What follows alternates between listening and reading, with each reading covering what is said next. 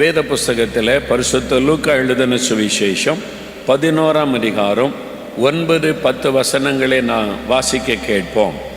மேலும் நான் உங்களுக்கு சொல்லுகிறதாவது, கேளுங்கள், அப்பொழுது உங்களுக்கு கொடுக்கப்படும். தேடுங்கள், அப்பொழுது கண்டடைவீர்கள். தட்டுங்கள், அப்பொழுது உங்களுக்கு திறக்கப்படும். ஏனென்றால் கேட்கிறவன் எவனும் பெற்றுக்கொள்ளுகிறான், தேடுகிறவன் கண்டடைகிறான், தட்டுகிறவனுக்கு திறக்கப்படும். இயேசு சொன்ன ஒரு அற்புதமான ஒரு வார்த்தை இது. என் பிள்ளைகளே, நான் உங்களுக்கு சொல்லுகிறேன், கேளுங்கள், உங்களுக்கு கொடுக்கப்படும். தேடுங்கள், நீங்கள் கண்டடைவீர்கள். தட்டுங்கள், உங்களுக்கு திறக்கப்படும். இதான் அந்த 3 வார்த்தை ஆண்டவர் உங்களுக்கு தருகிறார். இது லூக்கா 11ஆம் அதிகாரம் 9-10 வசனத்தில் தெளிவாக சொல்லப்பட்டிருக்கிறது. நல்ல இந்த வசனம் இயேசு சொன்னதை மனதில் பதித்து கொள்ளுங்க. ஏன் நம்ம கேட்கணும்? 10ஆம் வசனத்தில் கேட்கிறவனும் எவனும் பெற்றுக்கொள்கிறான். உங்களுக்கு என்ன வேண்டுமென்று கேட்பீங்களோ அதை நீங்கள் பெற்றுக்கொள்ளுவீங்க. தேடுகிறவன் கண்டடைவான், நீங்கள் தேடுகிறதை கண்டடைவீங்க.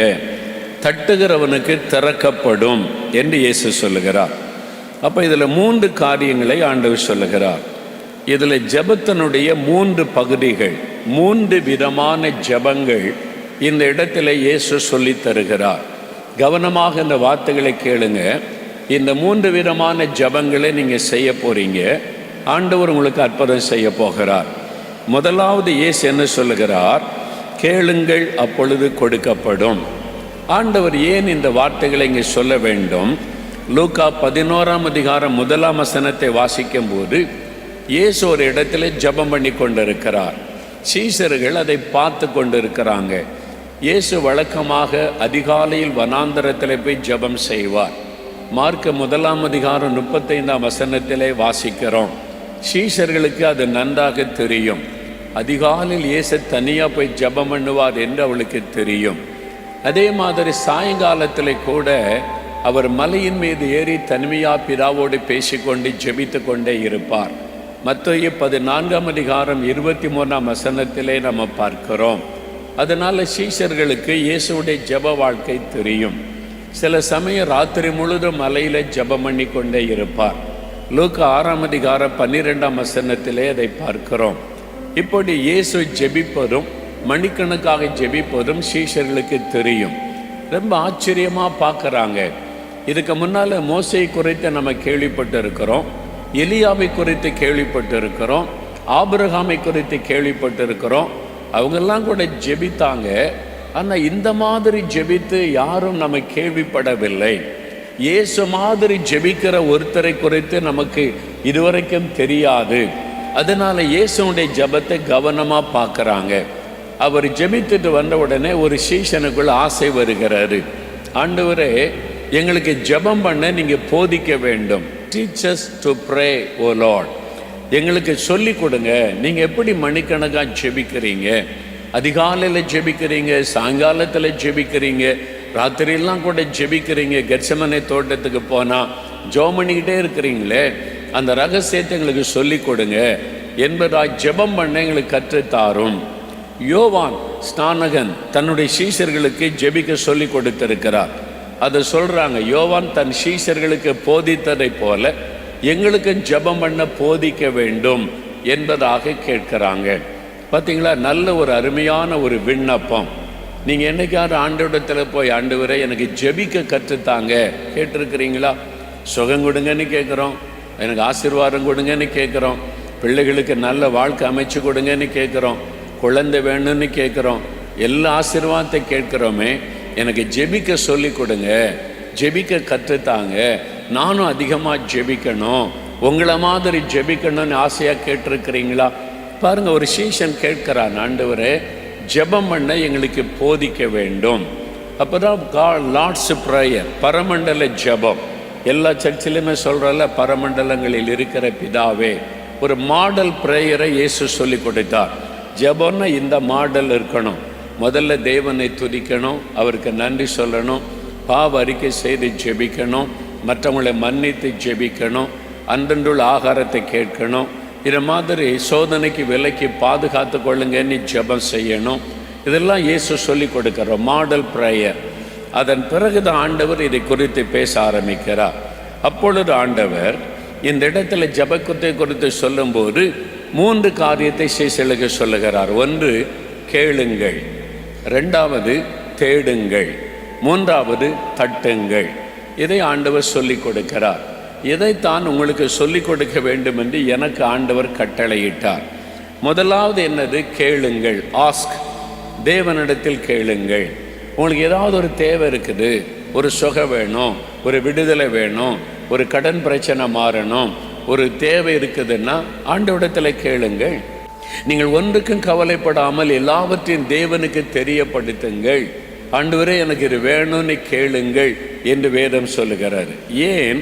கேட்கிறவன் எவனும் பெற்றுக்கொள்ளுகிறான். நிறைய பேர் கேட்பதே இல்லை. ஜெபிக்காததுனால, கேட்காததுனால பெற்றுக்கொள்ளாமல் இருக்கிற மக்கள் அநேகர் உண்டு.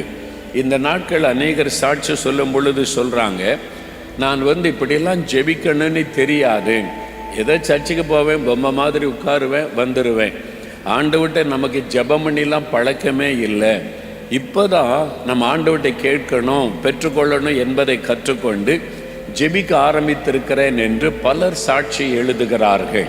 கிறிஸ்தவங்க கூட, நான் பரம்பரை கிறிஸ்தவன் தான், சர்ச்சுக்கு போய் சும்மா உட்கார்ந்துட்டு வருவேன், எல்லாரும் ஜெபிக்கும் போது நான் வேடிக்கை பார்ப்பேன், கடைசியில் ஆமேன்னு சொல்லுவேன், அவ்வளோதான், ஆனால் இப்போ தான் நான் ஜெபிக்க ஆரம்பித்திருக்கிறேன் என்று சொல்லுகிறவர்கள் நிறைய பேர். எனக்கு ஜெபிக்க ஆண்டவர் இப்போ தான் கற்றுக் கொடுத்திருக்கிறார் என்று சொல்லுகிறார்கள். நீங்கள் ஜெபிக்கிறீங்களா? நீங்கள் ஆண்டவரிடத்தில் கேட்கிறீங்களா? சிலர் சொல்லுவாங்க, ஐயா இந்த மாதிரி பிரச்சனை, இந்த மாதிரி போராட்டம் எங்களுக்கு ஜெபிக்கணும். சரி, நான் ஜெபிக்கிறேன், நீங்கள் எவ்வளோ நேரம் ஜெபம் பண்ணுறீங்க அப்படின்னு கேட்டால் என்ன சொல்லுவாங்கன்னா, நான் ஜெபம் பண்ணாலும் ஆண்டவர் கேட்பாரா அப்படின்னா என்ன அர்த்தம்? ஜெபமே பண்ணுறதில்லை, இவங்க கேட்குறதே இல்லை. இவங்களுக்குள்ள என்ன, நான் ஜெபம் பண்ணால் இயேசு கேட்க மாட்டார், ஊழியக்காரங்க ஜெபம் பண்ணால் தான் கேட்பார். இந்த தவறான எண்ணம் நிறைய கிறிஸ்தவ மக்களை வஞ்சித்து விட்டார். நிறைய கிறிஸ்தவ மக்கள் அதில் ஏமாற்றப்பட்டு விட்டார்கள். ஜெபிக்கணும்னா ஊழியக்காரன்ட்ட தான் போகணும், ஜெபிக்கணும்னா பாஸ்டர்கிட்ட தான் போகணும், ஜெபிக்கணும்னா அவங்க தான் ஜெபிக்கணும், இந்த எண்ணம் நமக்குள்ளே வந்து விட்டார். அதுக்கு ஒரு வசனத்தை வைத்துக் கொள்வோம், பரிசுத்தவான்கள் செய்யும் ஜெபம் அது வல்லமை உள்ளது, ஊக்கமான ஜெபம் வல்லமை உள்ளது. நான் எப்படி ஜெபம் பண்ண முடியும்? அதனால் நான் ஜெபம் பண்ண ஆண்டவர் கேட்க மாட்டார். இது ஒரு தவறான எண்ணம். ஆண்டவர் சொல்லுகிறார், நீ கேளு மகளே, நீ கேளு மகனே, நான் உனக்கு பதில் கொடுப்பேன். இல்லை, பரிசுத்தவான் ஜெபித்தா தானே நீங்கள் கேட்பேன்னு சொல்லியிருக்கிறீங்க அப்படின்னு கேட்டால் இயேசு உங்களை பற்றி என்ன சொல்லுவார் தெரியுமா? நீ எப்போ மனம் திரும்பி ரட்சிக்கப்பட்டாயோ என்னுடைய பார்வையிலே நீ பரிசுத்தவான், என்னுடைய பார்வையிலே நீ பரிசுத்தவாட்டி. பைபிள் ஆதாரம் இருக்குது. பவுல் நிருபத்தில் எழுதும் பொழுதெல்லாம் பரிசுத்தவான்களுக்கு எழுதுகிறதாவது, எபேசு பட்டணத்தில் இருக்கிற, பிலிப்பு பட்டணத்தில் இருக்கிற பரிசுத்தவான்களுக்கு எழுதுகிறதாவது. யார் இந்த பரிசுத்தவான்கள்? மனம் திரும்பி ரட்சிக்கப்பட்டவர்கள். யார் யார் மனம் திரும்பி ரட்சிக்கப்பட்டு இயேசுவை உள்ளத்தில் ஏற்றுக்கொண்டீங்களோ அவங்கெல்லாம் தேவனுடைய பார்வையிலே பரிசுத்தவான்கள். ஆமேன் சொல்லுங்க. நான் ஆண்டவருடைய பார்வையிலே நான் பரிசுத்தவான் சொல்லுங்க, விசுவாசத்தோட சொல்லுங்க. ஆண்டவருடைய பார்வையிலே நான் பரிசுத்தவாட்டி, என்னை ஆண்டவர் பரிசுத்தவானாக பார்க்கிறார். அல்லேலூயா. இயேசுவின் இரத்தத்தினால கழுவப்பட்டவங்க தான் பரிசுத்தவான்கள், அந்த அனுபவத்தை பெற்றவங்க தான் பரிசுத்தவான்கள். அப்ப பரிசுத்தவான்களுடைய ஜெபம், ஊக்கமான ஜெபம் வல்லமை உள்ளது. அப்ப ரட்சிக்கப்பட்டவர்கள் தேவனுடைய பிள்ளைகள். யோவான் 1:12 எப்படி வாசிக்கிறோம்? அப்ப உரிமையா போய் கேட்கலாம், ஆண்டவரே உம்முடைய பிள்ளை நான் வந்திருக்கிறேன், உம்முடைய பார்வையில பரிசுத்தவான் என்று அழைக்கப்படுகிற நான் வந்திருக்கிறேன், உம்முடைய இரத்தத்தினால் கழுவப்பட்ட பரிசுத்தவான் வந்திருக்கிறேன். நீ உரிமையா ஜெபிக்க முடியும். ஆண்டவர் உடனே போ, என்னை விட்டு நீ ஜெபிக்கணும் மோகலாசிட்ட போ, அந்த ஊழியக்கார்கிட்ட போ நீ சொல்லுவாரா? சொல்ல மாட்டார். நீங்க ஜெபித்தால் பதில் கொடுக்க அவர் ஆயத்தமா இருக்கிறார். நீங்க கேட்கணும், வாயை திறந்து நீங்க கேட்கணும், ஆண்டவரே எனக்கு இந்த அற்புதத்தை செய்யுங்க, எனக்கு ஒரு விடுதலை தாங்க, என் குடும்பத்தை ஆசீர்வதிங்க, என் பிள்ளைகளுக்கு இந்த நன்மையை செய்யுங்க, இந்த நோயிலிருந்து எனக்கு விடுதலை தாங்க. நீங்க கேட்பதை ஆண்டவர் எதிர்பார்த்து கொண்டிருக்கிறார். அப்படி ஆண்டவரிடத்தில் கேட்கும்போது சில காரியங்களை நீங்க அறிந்து கொள்ளணும். முதலாவது, யோவான் 14:14 இயேசு சொன்னார், என் நாமத்தினால் நீங்கள் எதை கேட்டாலும் அதை நான் செய்வேன். நீங்க ஆண்டவரிடத்தில் கேட்கும்போது எப்படி கேட்கணும்? இயேசுவின் நாமத்தில் ஜெபிக்கிறேன் பிதாவே, இயேசுவே உம்முடைய நாமத்தில் நான் வேண்டுதல் செய்கிறேன். அந்த நாமத்தை பயன்படுத்தணும். இயேசுவின் பெயரில் கேட்கிறவங்களுக்கு தான் இயேசு அற்புதம் செய்வார். சிலர் இயேசுடைய பெயரையே பயன்படுத்த மாட்டாங்க. பார்த்துறீங்களா? சர்ச்சில் கூட சில ஜெபிப்பாங்க, 5 நிமிஷம் 10 நிமிஷம் அழகா ஜெபிச்சுட்டு இயேசுவின் நாமமே இருக்காது. கடவுளேம்பாங்க, சாமியும்பாங்க, அப்புறம் மொட்டையா ஜெபத்தை முடிச்சிருவாங்க. நான் சொல்றேன், இயேசுவின் நாமத்தில் ஜெபிக்காத எந்த ஜெபமும் பரலோகத்துக்கு போகவே போகாது. நீங்க 1 மணி நேரம் ஜெபிச்சாலும் சரி, அழுது ஜெபிச்சாலும் சரி, இயேசுவின் பெயரை சொல்லாமல் ஜெபிக்கிற ஜெபம் பரலோகத்துக்கு போகாது. அந்த ஜெபத்துக்கு பதில் வராது. அது அட்ரஸ் இல்லாமல் போடப்படுகிற கடிதாசிக்கு சமம். அதனால எப்போ ஜெபித்தாலும் இயேசுவின் நாமத்தில் நான் கேட்கிறேன், இயேசுவின் நாமத்தில் எனக்கு சுகம் உண்டாகணும், இயேசுவின் நாமத்தில் ஆண்டவரே எனக்கு இந்த அற்புதம் செய்யணும், அந்த நாமத்தை சொல்லணும், அந்த பெயரை நீங்க சொல்லணும். அதுதான் வேதத்தில் சொல்லப்பட்டிருக்கிற, இயேசு சொல்லி இருக்கிற முக்கியமான காரியம். இயேசுவாகிய என் நாமத்தில் எதை கேட்டாலும் செய்வேன். 2வது, சங்கீதம் 66:18 என் இருதயத்தில் அக்கிரம சிந்தை கொண்டிருந்தேனேயானால் ஆண்டவரின் சத்தத்திற்கு செவி கொடுக்க மாட்டார், என் ஜெபத்திற்கு அவர் செவி கொடுக்க மாட்டார். எப்போ உங்க ஜெபத்தை அவர் கேட்க மாட்டார் என்றால், இருதயத்தில் அக்கிரம சிந்தை, உள்ளத்துல பாவத்தை வைத்து கொண்டு நீங்க மணிக்கணக்காக ஜெபித்தாலும் அந்த ஜெபத்துக்கு பதில் வராது. ஆண்டவர் அந்த ஜெபத்தை கேட்க மாட்டார் என்று வேதம் சொல்லுகிறது. அப்ப நீங்க ஜெபிக்க முழங்கால் படியிட்ட உடனே ஒன்றை தெளிவாக அறிந்து கொள்ளணும். ஆண்டவருடைய பார்வை உங்களுடைய உதடுகள் மீது அல்ல. இவங்க எவ்வளவு அழகா ஜெபிக்கிறாங்க, அடுக்குமொழியில ஜெபிக்கிறாங்களா, அப்படியெல்லாம் ஆண்டவர் பார்க்க மாட்டார். அவனுடைய இருதயம் எப்படி இருக்குது? இருதயம் சுத்தமா இருக்குதா? இருதயம் பரிசுத்தமா இருக்குதா? அவனுடைய இருதயத்துல பெருமை, பொறாமை, எரிச்சல், கோபம், வஞ்சகம் இருக்குதா? இதைத்தான் ஆண்டவர் பார்ப்பார். உங்களுடைய இருதயம் பரிசுத்தமா இல்லாவிட்டால் நீங்க எத்தனை மணி நேரம் ஜெபித்தாலும், எவ்வளவு அழகான வார்த்தைகளை சொல்லி ஜெபித்தாலும் அந்த ஜெபம் கேட்கப்படாது. அப்ப நீங்க கேட்கும்போது முதலாவது உங்களுடைய இருதயம் சுத்தமா இருக்குதா? ஆண்டவரே, இன்னொரு முறை உங்களுடைய இரத்தத்தினால என்னை கழுவும், எந்த பாவ கரைகளும் என் இருதயத்தில் இருக்கக்கூடாது, உம்முடைய முகத்தை எந்த பாவமும் எனக்கு மறைக்க கூடாது, உம்முடைய இரத்தத்தினால் என்னை கழுவும் என்று ஜெபிச்சுட்டு உங்களுடைய சுகத்துக்காக, விடுதலைக்காக ஜெபிக்க வேண்டும். நம்ம பாவம் நிறைந்த உலகத்தில் இருக்கிறதுனால நம்மளை அறியாமலே கூட பாவம் வந்து ஒட்டி கொள்ளும். நம்ம தப்பு பண்ணணும்னு நினைக்க மாட்டோம், டக்குன்னு கோபப்பட்டுருவோம், எரிச்சல் பட்டுருவோம், சிலர் மேலே அப்படியே கோபப்பட்டு ஏதாவது செய்திருவோம். அது தேவனுக்கு துக்கத்தை உண்டாக்குற பாவமாக இருக்கும். அப்போ நம்மளை அறியாமலே வந்துடும் பாவம் நிறைந்த உலகத்தில். அப்போ நம்ம என்ன செய்யணும்? ஆண்டவரே, உம்முடைய இரத்தத்தினால என்னை கழுவும். அதை தான் நம்ம வெளிப்படுத்தின விசேஷம் சொல்லுகிறது. பரிசுத்தமாகிறவன் இன்னும் பரிசுத்தமாகட்டும். நான் முற்றிலும் பரிசுத்தமாயிட்டேன் அப்படின்னு சொல்லக்கூடிய மனிதன் யாருமே கிடையாது இந்த உலகத்தில்.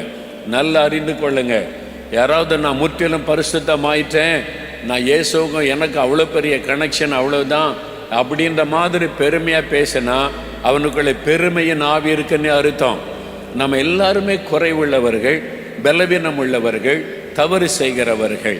அந்த ஆண்டவருடைய சமூகத்தில் போகும்போது, ஆண்டவரே உம்முடைய இரத்தத்தினால என்னை கழுவுங்க, என் கண்ணினால் நான் பாவம் செஞ்சிட்டேன், என் சிந்தனையினால் பாவம் செய்துட்டேன், என் இருதயத்தில் ஒரு பெருமை வந்துட்டு, பொறாமை வந்துட்டு, எரிச்சல் வந்துட்டு, உங்கள் இரத்தத்தினால என்னை கழுவிருங்க, என் ஜெபத்துக்கு எந்த தடையும் இருக்கக்கூடாது அப்படின்னு முதல்ல நீங்கள் ஜெபிச்சிட்டிங்கன்னா இயேசு கிறிஸ்துவின் ரத்தம் சகல பாவங்களை நீக்கி நம்மை சுத்திகரிக்கும்.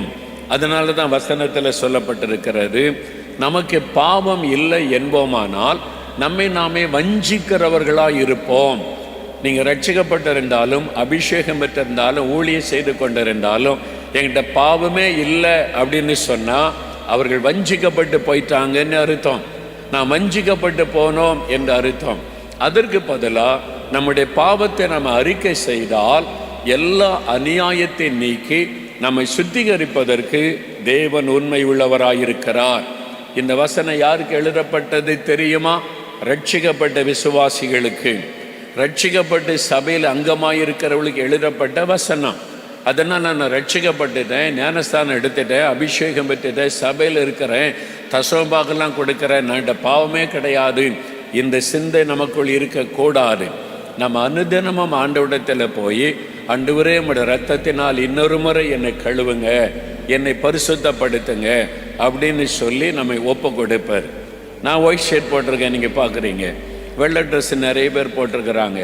யாராவது பெரியவங்க போய் செவத்தில் உரைச்சி அழுக்காக்குவாங்களா? தரையில் புரண்டு அழுக்காக்குவாங்களா? வெள்ளை ஷர்ட் போட்டால் டக்குன்னு அழுக்கு ஒட்டிக்கிடும். அதனால் கவனமாக இருப்போம். இல்லை, எவ்வளோ கவனமாக இருப்போம், அழுக்கு ஒட்டிடக்கூடாதுன்னு. ஆனாலும் காலையில் வெள்ளையை ஷர்ட் போட்டு சாயங்காலம் போய் ஷர்ட்டை கழட்டினா இதில் அழுக்கு வந்து படிஞ்சிருக்குமா இல்லையா? ஏன் அழுக்கப்படுது? காலரில் அழுக்கு படிஞ்சிருது, இந்த கழுக்கு படிஞ்சிருது, தூசினால் அழுக்கு படிஞ்சிருது. எதனால்? உலகம் அந்த தூசியினால் நிறைந்திருக்கிறார். நம்மளை அறியாமலே இந்த தூசிகள் வந்து படிக்கிறார். அப்போ என்ன பண்ணோம்? சட்டை கழட்டி குப்பையில் போடுவோமா? இல்லை, உடனே சர்ஃபில் போட்டு ஊற வச்சு க்ளீன் பண்ணி காய போட்டு மறுபடியும் ஃப்ரெஷ் ஆகிரும். பாவம் நிறைந்த உலகத்தில் நம்ம இருக்கிறதுனால வீட்டுக்குள்ளே, வேலை செய்கிற இடத்துல, படிக்கிற இடத்துல, தெருக்களில் போகும்போது பாவம் நிறைந்த மக்களோடு நம்ம வாழ்கிறதுனால சில பாவம் வந்து நம்மளை அறியாமலே ஒட்டி கொள்ளும். திடீர்னு கோபம் வந்துடும், திடீர்னு ஒரு இச்சை வந்துடும், திடீர்னு ஒரு பெருமை வந்துடும், திடீர்னு கோபத்தில் ஏதாவது பேசி விடுவோம். அது தேவனை துக்கப்படுத்துகிறதா இருக்கும். அப்போ நம்ம தேவ சமூகத்தில் போய், ஆண்டவரே உம்முடைய இரத்தத்தினால என்னை கழுவிருங்க, என் உள்ளத்தில் இது மாதிரி கோபம் வந்துட்டு, எரிச்சல் வந்துட்டு, இச்சையான பார்வை வந்துட்டு, என்னை கழுவிருங்கன்னு ஜெபிச்சா போதும். அன்னன்னைக்கு நீங்கள் ஒப்பு கொடுத்து ஜெபிச்சிட்டிங்கன்னா ஒரு முழு பரிசுத்தம் உங்களுக்குள்ளே வந்து கொண்டே இருக்கும். அனுதினமும் ஜெபிக்க ஜெபிக்க பரிசுத்தத்தில் நீங்கள் வளர்ந்துக்கிட்டே இருப்பீங்க. அப்போ நீங்கள் பரிசுத்தமாயிட்டா நீங்கள் விசுவாசத்தோடு கேட்கலாம்.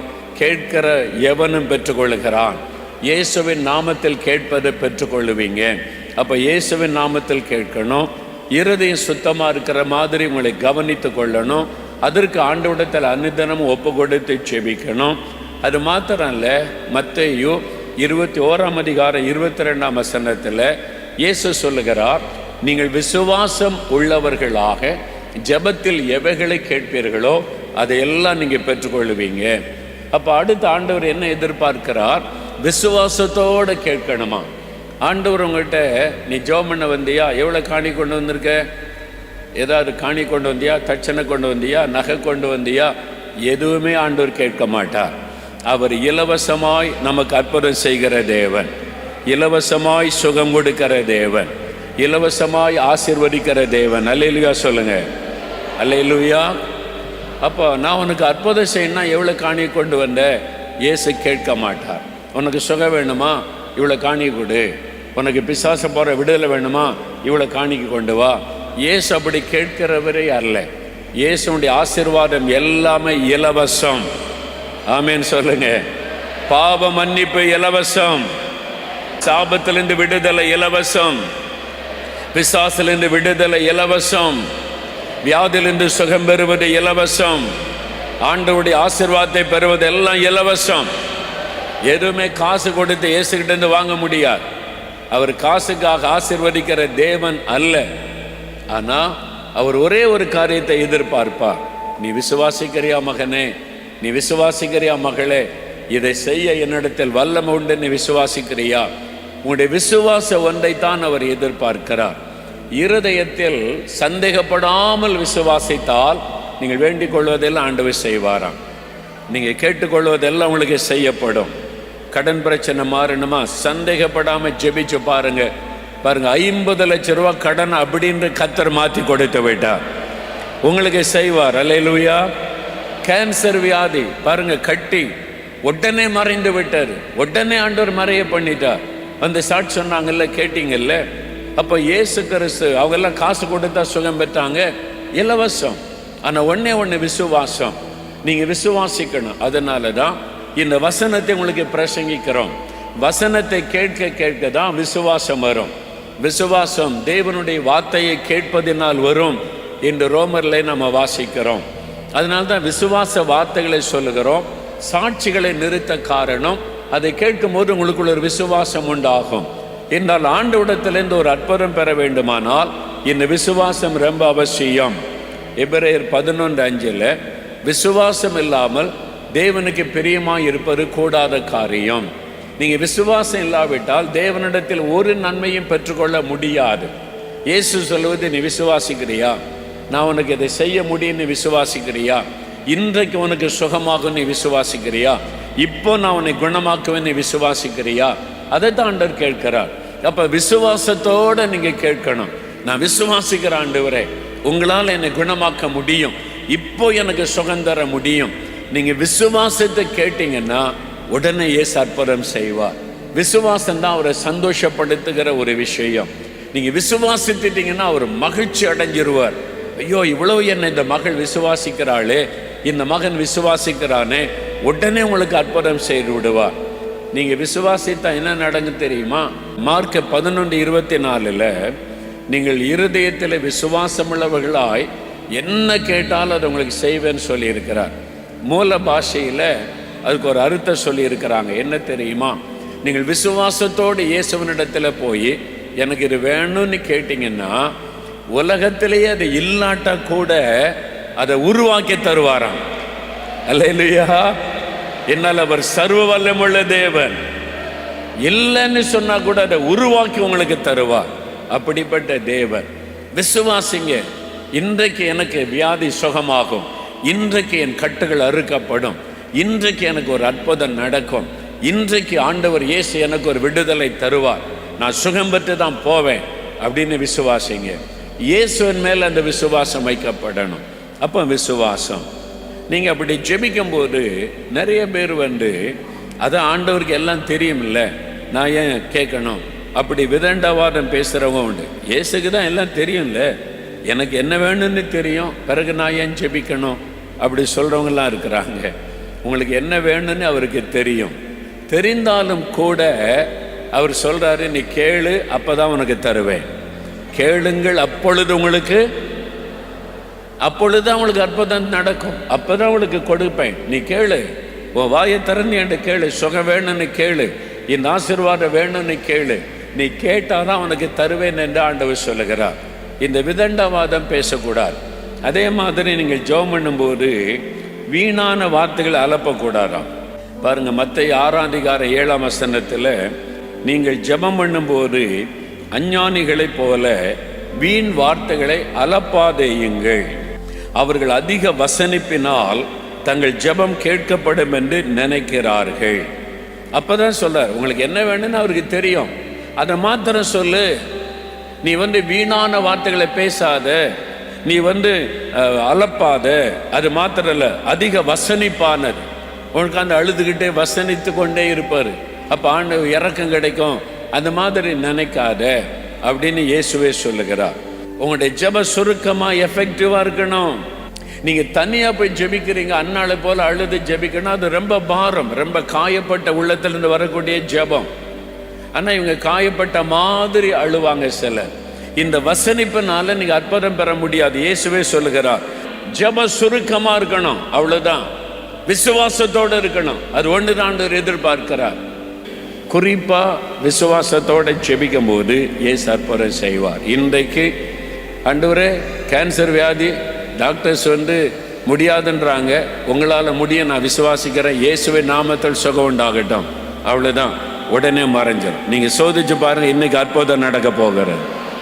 என்ன வியாதி, என்ன பிரச்சனை, சிம்பிள் ப்ரேயர், அவ்வளோதான். விசுவாசத்தோடு நீங்கள் பண்ணுற ஒரு சின்ன ஜபத்தில் அற்புதம் பெற்றுக்கொள்ள முடியும். ஆண்டவர் சொல்ல, கேளுங்கள், இயேசுவின் நாமத்தில் கேளுங்க, விசுவாசத்தோடு கேளுங்க. பாவம் ஏதாவது இருந்தால் அறிக்கையிட்டு முதல்ல சரிப்படுத்தி கொள்ளுங்க. முதலாவது கேளுங்கள், கேட்கிற எவனும் பெற்றுக்கொள்ளுகிறான். அல்லேலூயா! நீங்கள் யாராக இருந்தாலும் சரி, இதுவரை கிறிஸ்தவர் அல்லாதவங்களா இருக்கலாம், கடவுள் நம்பிக்கை இல்லாதவங்களா இருக்கலாம், இன்னைக்கு இயேசுவை விசுவாசத்தை கேட்டு பாருங்க, பெற்றுக்கொள்ளுவீங்க. பிரியமானவர்களே, ஆண்டவர் உங்களோடு பேசி இருக்கிறார்.